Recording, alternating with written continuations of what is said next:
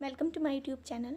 आज हम बात करने जा रहे हैं राहु और केतु का जो टॉरस साइन और स्कॉर्पियो साइन में ट्रांजिट होने जा रहे हैं उसके बारे में। तो हम लोग लग्न अनुसार समझेंगे कि किस किस एसेंडेंट पे राहु और केतु कैसे रिजल्ट्स देंगे। तो सबसे पहले हर एसेंडेंट को कवर करते हैं। तो सबसे पहले हम बात करेंगे मेष लग्न वालों की। तो मेष लग्न वालों के लिए राहु सेकंड हाउस में ट्रांजिट करेगा और केतु एट्थ हाउस में। तो सबसे पहले मैं आपको समझाती हूँ कि सेकंड हाउस में राहु कैसा परफॉर्म करेगा, एट्थ हाउस में केतु कैसा परफॉर्म करेगा। क्योंकि सिर्फ ये देख के नहीं हम बता सकते हैं कि एट्थ हाउस में केतु है, उसके अलावा हमें मंगल को भी नोटिस करना होगा। अगर आप आपके बर्थ चार्ट में मंगल का प्लेसमेंट और केतु का प्लेसमेंट अच्छा है तो आपको बहुत ज़्यादा चिंता करने की ज़रूरत नहीं है। लेकिन अगर आपका केतु फेवरेबल नहीं है, फेवरेबल प्लेस पे नहीं है, फेवरेबल ज़ोडिएक में नहीं है आपके बर्थ चार्ट के हिसाब से, तो इस टाइम आपको हेल्थ से रिलेटेड, आपके पेरेंट जो फादर होंगे उनकी हेल्थ से रिलेटेड, उनके ट्रैवल से रिलेटेड खबर मिलेगी। तो थोड़ा सा फादर के लिए बहुत अच्छा नहीं कह सकते हैं इस प्लेसमेंट को। और जो सेकंड हाउस का राहु है ये थोड़ा सा पैसे से रिलेटेड लेन देन को थोड़ा सा बॉदर करेगा। इसके अलावा ये थोड़ा सा स्पीच में झूठ बुलवा सकता है, किसी ना किसी तरह से आपको इन्वॉल्व करेगा ऐसी चीज़ों में, तो जिससे आपको बचना चाहिए। तो वाणी पे नियंत्रण रखें, सिंपल सा इसका रेमेडी है। अब हम बात करते हैं टॉरस असेंडेंट वालों की। तो जिनमें जो टॉरस असेंडेंट वालों के लिए लगन में राहु आ रहा है और सेवन्थ हाउस में केतु आ रहा है, तो नेटिव का जो माइंड होगा वो थोड़ा सा डिस्टर्ब रहेगा। क्योंकि राहु खुद आपके असेंडेंट में बैठ गया है, तो आप हमेशा माइंड में चीज़ें चला करेंगी जो कि बहुत ज़्यादा, कभी आप बहुत खुश हैं बहुत ज़्यादा, क्योंकि टॉरस साइन में है, इसका मतलब आपका वीनस का प्लेसमेंट अगर बर्थ चार्ट में अच्छा है तब तो बहुत ज़्यादा टेंशन लेने की ज़रूरत नहीं है। बट अच्छे साइन में है तो ठीक परफॉर्म करेगा, लेकिन फिर भी थोड़ा सा माइंड को परेशान करेगा, मेंटली आपको डिस्टर्बेंस देगा। और सेवन्थ हाउस में केतु है, थोड़ा सा पार्टनरशिप में, आपकी रिलेशनशिप में अगर आपकी शादी हो चुकी है तो उसमें थोड़ा सा मतभेद करवा सकता है। तो अगर उसके लिए बेहतर ये होगा कि जब भी केतु जिस भी भाव में होता है तो नेटिव को नोटिस करना चाहिए कि उन चीज़ों को छोड़ने की कोशिश करनी चाहिए जहाँ पे भी आपका केतु बैठा है। तो वो चीज़ें आपको ज़्यादा एफर्ट्स नहीं करने पड़ेंगे उन चीज़ों को ठीक करने के लिए, वो अपने आप ही ठीक होने लगेंगी। वहाँ पे आपको अपना स्वभाव, जहाँ पर भी आपका केतु बैठा हुआ है, आपको वो चीज़ें छोड़ देनी है करनी। सपोज़ आपका सेवन्थ हाउस में केतु है, इट मीन्स कि आपको एक्सपेक्टेशन छोड़ देनी चाहिए कि आपकी मैरिज अच्छी चलेगी, या मतलब अपनी वाइफ से आपको लगाव नहीं रखना है ना। अपने स्पाउस से आप लगाव नहीं रखेंगे तो आपका मैरिज संभल के चलेगा, ज़्यादा डिस्टर्बेंस नहीं आएगा। इसी तरह से जब हम बात करते हैं जेमिनी साइन वालों के लिए, तो ये ट्रांजिट ट्वेल्थ हाउस में आ रहा है। तो ट्वेल्थ हाउस में राहु और सिक्स्थ हाउस में केतु। तो ये थोड़ा सा मामा के घर से ये केतु आपको प्रॉब्लम दे सकता है, थोड़ा सा बहुत अच्छा प्लेसमेंट, लेकिन फिर भी आपके शत्रु घटेंगे उसमें। ओवरऑल अच्छा है। और ट्वेल्थ हाउस का राहु है तो थोड़ा नेटिव को बच के रहना चाहिए ये ट्रैवलिंग के पर्पज़ से, क्योंकि ट्वेल्थ हाउस का राहु होता है तो नेटिव को फॉरेन ट्रैवल तक करवा देता है, और ट्रांजिट में होता है तभी वो लॉन्ग जर्नी करवाते ही करवाता है। मगर ट्वेल्थ हाउस है तो किसी भी तरह की कॉन्स्पिरेसी में आने से, किसी भी तरह के किसी भी फ्री चीज़ को लेने से बचना चाहिए। कोई भी आपको गिफ्ट करे, खासकर इलेक्ट्रॉनिक आइटम या कुछ भी फ्री का, तो आपको एक्सेप्ट नहीं करना है इन 1.5 साल में, जब तक राहु का ट्रांजिट आपके टॉरस साइन में रहेगा। और केतु का ट्रांजिट भी ओके, बट आपको हेल्थ का ध्यान रखना होगा। अब हम बात करते हैं कैंसर साइन वालों के लिए। तो कैंसर वालों के लिए कैंसर असेंडेंट वालों के लिए 11th हाउस में राहु आ रहा है और 5th हाउस में केतु आ रहा है। यहाँ पर जब 5th हाउस में केतु है, 5th हाउस आपका पराविद्या है, आपका नॉलेज है, आपका जो आप मंत्र सिद्धि करते हैं, आप मंत्र जप करते हैं, आप पूजा पाठ करते हैं, जो आपकी पुण्य कर्मास, तो सीखना यहाँ पे आपकी नॉलेज है। तो आपको ऑकल्ट जैसी चीज़ों में आपको इंटरेस्ट आएगा, आपका सीखने का मन होगा, ऐसी चीज़ों में आप इन्वॉल्व होंगे। 11th हाउस में राहु आया है तो फिर ये आपकी गेन की पर्पज़ से आया है, ये आपकी बहुत सी डिज़ायर्स को पूरा करने वाला है। अब ये रिज़ल्ट्स आप इसके बिहाफ पे जान सकते हैं कि बर्थ के टाइम पे आपका षडबल क्या था, क्या है, इसके अलावा आपका अष्टक वर्ग में क्या पॉइंट्स मिल रहे हैं, और तीसरा चीज़ कि आपने बर्थ चार्ट में आपका राहु प्लेस्ड कैसा है, जिस भी हाउस से होगा उसके हिसाब से आप ये मान के चलिए ये जो आपका राहु ट्रांजिट में चल रहा है ये एक डिलीवरी मैन है, चाहे सैटर्न हो रहा हो कोई सा भी वो प्लैनेट, और जो आपका बर्थ का है वो एक तरह से स्टेशंस हैं, ये स्टेशंस पे आके रुक रहा है एक पोस्टमैन की तरह, आपको रिजल्ट्स डिलीवर करने के लिए आ रहा है ना, इस तरह से आप समझ सकते हैं। तो जो भी राहु के रिजल्ट्स हैं, जहाँ पे भी आपका बर्थ का राहु बैठा होगा या केतु बैठा होगा, उस भाव से रिलेट करके ही आपको रिज़ल्ट निकालना होगा। तो ये तो मैं आपको समझाने के लिए इन पॉइंट्स को मैं एक्सप्लेन कर रही हूँ बहुत शॉर्ट में, हालांकि प्रेडिक्शंस बहुत ज़्यादा बताई जा सकती हैं, ऐसा नहीं है, मगर मैं शॉर्ट में समझा रही हूँ कि आपको चीज़ें मोटे मोटे तौर पे समझ में आ जाए, क्योंकि वो शेड्यूल वगैरह बताना बहुत ज़्यादा लेंदी हो जाएगा प्रोसेस। तो हम बात करते हैं अब लियो लग्न वालों की। तो लियो लग्न वालों के लिए ये ट्रांजिट अच्छा है, शुभ है, जैसा कि कैंसर एसेंडेंट वालों के लिए इस बार आपके करियर के लिए ये 1.5 साल बहुत इंपॉर्टेंट रहने वाले हैं, जिसमें आपको अगर राहु सपोज़ करिए 3rd में है, 6th में है, 10th में नेचुरल बैठा हुआ है, 11th में है, तो ये राहु आपको बहुत कुछ देने के लिए आया है। आपको करियर से रिलेटेड कुछ ना कुछ, अगर 3rd हाउस से है तो आप योग बनाना सीखिए। सपोज़ करिए आपका 3rd हाउस है जो कि वाईफाई कनेक्टिविटी को दिखाता है, और जो आपका 10th हाउस में वो ट्रैवलिंग करते करते धीरे धीरे राहु जो आया है वो 3rd हाउस से आप रिलेट करिए कि 3rd हाउस अगर आपका कम्युनिकेशन का है, आपके जैसे कि हम सब जानते हैं राहु का क्या रोल है, तो आप जो वाईफाई वाली दुनिया वहाँ से आप चल के कुछ ना कुछ आप इस टाइम ऐसा करेंगे। अगर आपका बर्थ चार्ट में राहु 3rd हाउस का है और वो चलते लियो लग्न है आपका, और 10th हाउस में आपका राहु इस टाइम ट्रांजिट कर रहा है, तो ज़रूर आप किसी न किसी इंटरनेट से रिलेटेड कुछ ना कुछ काम को इस ट्रांजिट में स्टार्ट करने वाले हैं, या आप कर रहे हो तो उसमें आपको किसी तरह से मेजरली कुछ आपको मिलना हो, क्योंकि उस पर आपका वीनस का प्लेसमेंट और बहुत सी चीज़ें देखनी होंगी। बट आप रिज़ल्ट का एक्सपेक्टेशन कि किस लेवल का आपको रिज़ल्ट मिलेगा ये हम जान सकते हैं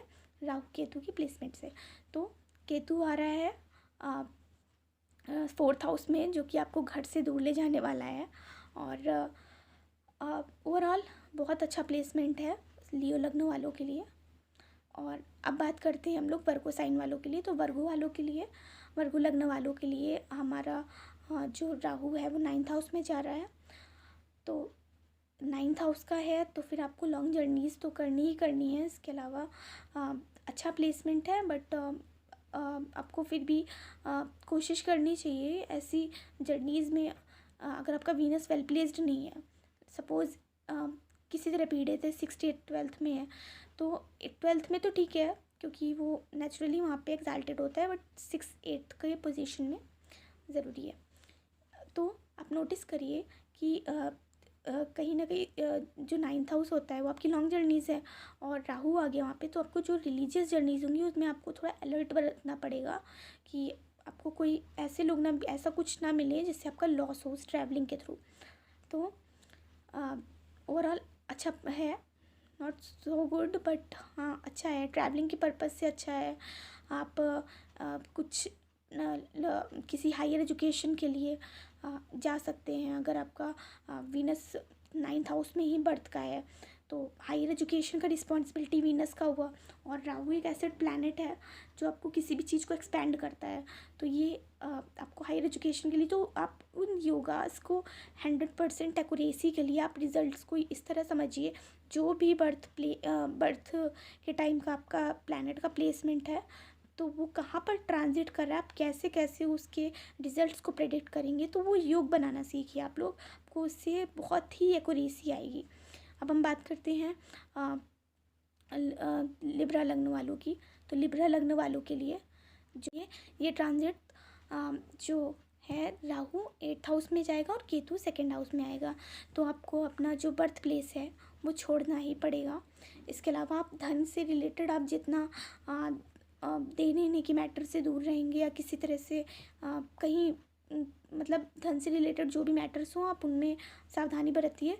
और 8th हाउस में राहु है तो बहुत अच्छा प्लेसमेंट इसे नहीं बोलेंगे, तो थोड़ा सा आपको बचना होगा क्योंकि 8th हाउस का जब भी टाइम आता है तो वो आपकी बहुत ज़्यादा जो हर्डल्स होते हैं, ऑब्स्टिकल्स होते हैं, तो सपोज़ ये 8th हाउस का जो आपका बर्थ चार्ट होगा उसमें 8th हाउस आपका कितना एक्टिव है, वहाँ पे क्या प्लैनेट प्लेस्ड है, आपका वीनस का प्लेसमेंट क्या है, बहुत सी चीज़ें देखनी बट हाँ मोटा मोटे तौर पे आपको यहाँ पर राहु के इन्फ्लुएंस की वजह से आपको बहुत बचना होगा इन 1.5 साल में, क्योंकि ये ट्रांजिट आपके वो किसी तरह की प्रॉब्लम में राहु की वजह से किसी न किसी तरह का आरोप जो आपके ऊपर डाल दिया जाए वैसे करके किसी तरह से स्कैंडल्स वगैरह में आप फंस सकते हैं। तो आपको जो भी आपके मैटर्स हैं आप उनको बहुत ज़्यादा अलर्ट रहिए उनमें।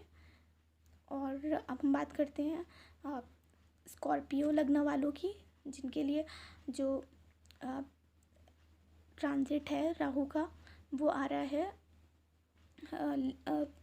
7th हाउस में राहु, लग्न में केतु। तो ये प्लेसमेंट आपको मैरिज में प्रॉब्लम दे सकता है, तो मैरिज को लेके अपने पार्टनर के साथ लॉयल रहें।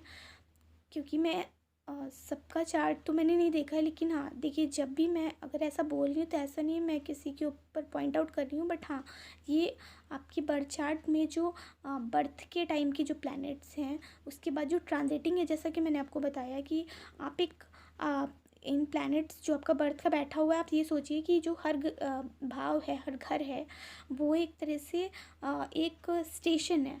हाँ वहाँ पर एक पोस्टमैन है, जो आपका राहु है वो एक पोस्टमैन की तरह काम कर रहा है। तो वो बस अपने जो भी कर्मा है उनको डिलीवर कर रहा है कि आपको किस तरह से आपको क्या फल मिलने हैं ना।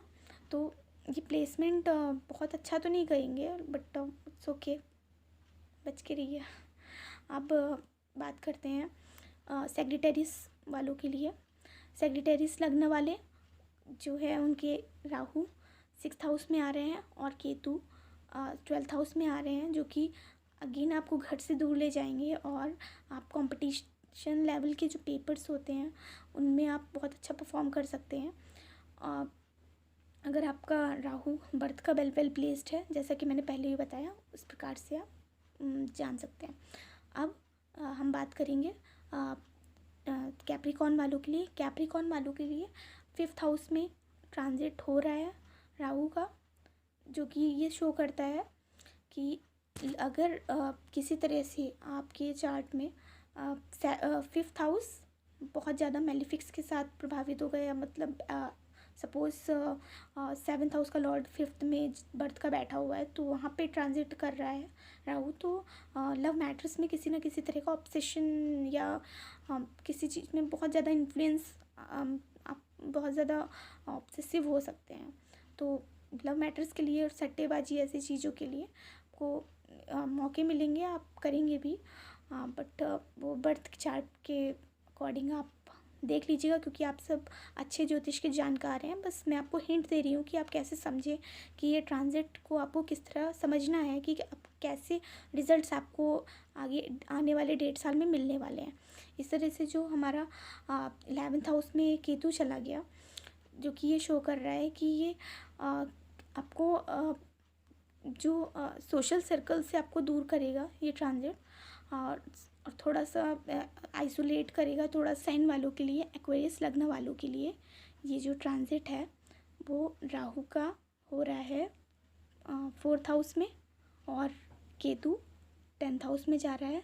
तो नेटिव अपने कंफर्ट्स को लेके काफ़ी ज़्यादा उसका मन रहेगा कि मैं अपने घर में कंफर्टेबली रह पाऊँ, और प्रोफेशन को थोड़ा सा बिल्डअप करने की ज़रूरत नहीं है कि जब भी केतु कहीं भी बैठता है तो आप एक इसको टिप की तरह लीजिए, एक टेक्निक की तरह लीजिए कि वहाँ पे चीज़ें बहुत ज़्यादा स्टेबल नहीं होती हैं। वहाँ ये मान के चलिए आपको बहुत प्रॉपर नॉलेज आप लेकर तो बहुत कुछ आए हो अपने पास से, जहाँ पे भी आपका केतु है, आपका एक्सपीरियंस है उस जगह पे जहाँ पर भी आपका केतु है, बट वहाँ पे आपको ये चीज़ भी नोटिस करनी होगी कि वो बेस आपका बहुत मजबूत नहीं होता। सपोज़ करिए 10th हाउस करियर का है, वहाँ पे आपका बेस बहुत मजबूत नहीं है। हाँ, उस पर आपको जैसा कि हम सब जानते हैं ना कि संजीवनी बूटी जब हनुमान जी लेने गए तो उन्हें उनकी विद्या को याद दिलाया गया था।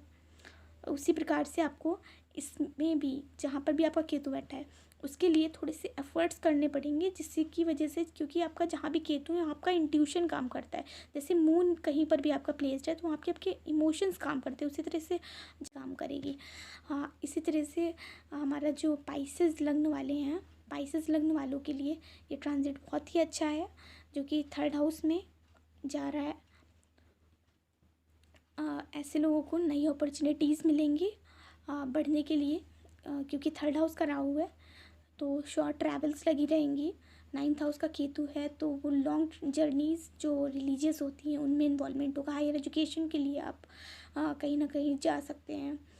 और 3rd हाउस का राहु है तो आपको करेजियस बनाएगा, और ये सब बातें आप पूरी 100% जो एक्यूरेसी होती है आपके इस ट्रांजिट से आप कितना होप रखते हो और आपके चार्ट में कितनी स्ट्रेंथ है षडबल में, भावबल में, इस हर तरह से ग्रह बल, हर चीज़ को चेष्टा बल, जितने भी बल होते हैं इनमें आपको चेक करना होगा अपने बर्थ चार्ट में कि उनकी स्ट्रेंथ कितनी है, भाव में स्ट्रेंथ है कि नहीं है, उन ग्रहों में स्ट्रेंथ है कि नहीं है।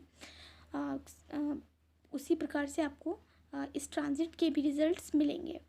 अदरवाइज़ आपको थोड़ा सा उसके लिए रेमेडीज़ या किसी थोड़े से अपने नियमों का पालन करना पड़ेगा। जो भी उस भाव से रिलेटेड जो सी भी चीज़ें हैं आपको उन चीज़ों को छोड़ना होगा, जो चीज़ें उसमें इन्वॉल्वमेंट में होने से, जैसे कि मैंने बताया आपको कि सपोज़ करिए मैंने आपको बताया था कि जो राहु है वो 8th लिब्रा लग्न वालों के लिए जा रहा है, तो फिर आप जो 8th हाउस है वो आपके लिए जो कॉन्स्पिरेसी होती है, किसी तरह का स्कैंडल होता है उसमें, आप सपोज़ करें 9th हाउस आपका हायर एजुकेशन है, आपके फादर है, वहाँ से जब आप 12th गिनेंगे ना तो आप देखेंगे वहाँ वो 12th हाउस होगा, 8th हाउस होगा, तो आपके यहाँ पे फादर से रिलेटेड, इसके अलावा किसी तरह का उनका हेल्थ से रिलेटेड कुछ ना कुछ लगा रहेगा।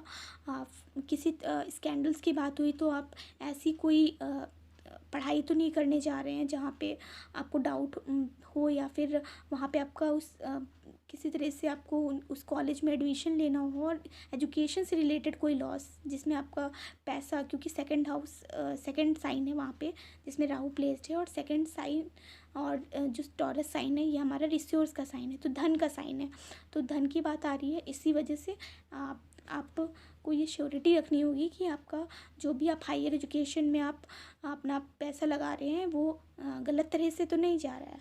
इस प्रकार से अगर आपको यह जानकारी पसंद आई हो तो मेरे चैनल को सब्सक्राइब करिए और मेरे वीडियो को लाइक करिए। Thank you.